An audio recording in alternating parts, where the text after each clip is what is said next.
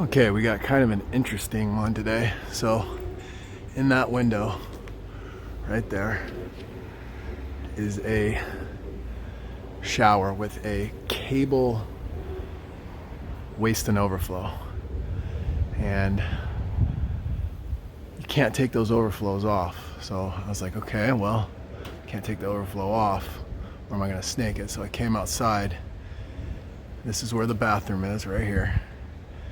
There's 2 access panels, so I'm thinking there may be a clean out in there or a union trap that I can take apart and snake. So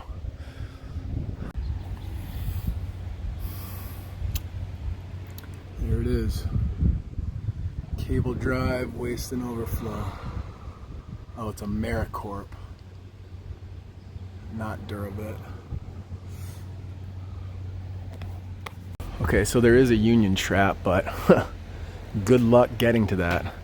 I made my ladder, I arched it as much as I possibly could, and there's just no way to reach it. It's too high. So I think what I'll do, she has slip joint, waste and overflow here. I'll cut it right here. And I think I have a tubular by tubular no-hub band. I'll snake it down, and then put the clamp on there. That should be it. All right, there's the cut.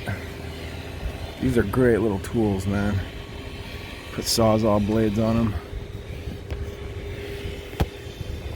And I double checked. I tried to get that overflow off, and it just will not come off. It's not your typical overflow. It's cable driven, or whatever you call it. All right, I'm gonna need 2 hands for this, folks.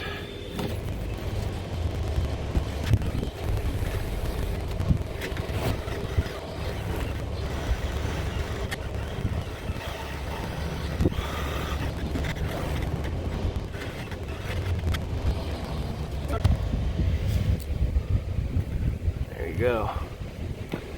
It's a lot of hair, man.